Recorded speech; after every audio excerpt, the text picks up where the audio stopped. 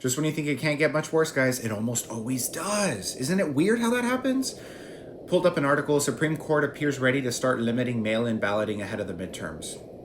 Surprising no one. Because why would you want to make it easy for people that are living in a democracy in a free country to actually have their vote count, right?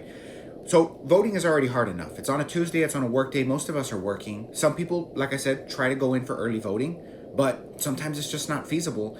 So mail-in balloting, which is something that a lot of working members of society have to rely on, are submitting their votes so that they can get counted. These are not votes that are done after election day. They're just postmarked. So they were submitted before or the day of the election, before the polls closed.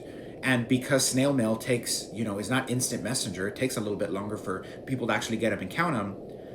Now Republican members in the Supreme Court and Republican members of Congress are actively trying to silence your votes, guys. They're trying to make it so that the working people, the backbone of the American economy, is actively not being counted when these votes are happening. So like I said, very important for you to know, even though these votes are counted sometimes up to 5 days after election day, these votes were made at or before the time that the polls closed. So just a ridiculous.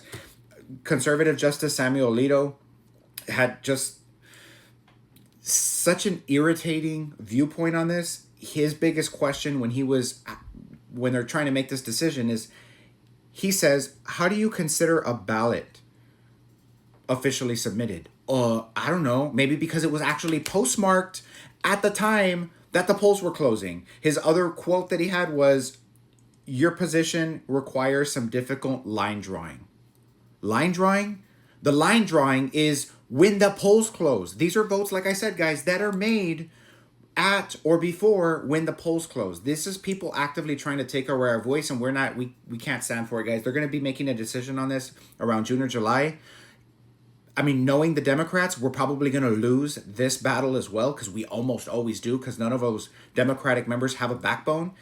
But if this does get taken off the table for people in that state and in those areas, if you're in those 14 states and this does get ran back, just know that you're going to have to make time out of your day to go out and vote and make sure that we get people like this the hell out of office. Supreme Court members, we can't do much about it, but it's getting to the point where maybe we need to start stacking the court. Maybe we need to start stacking the country in our favor and not in the favor of these Republican jerks. Thanks for watching.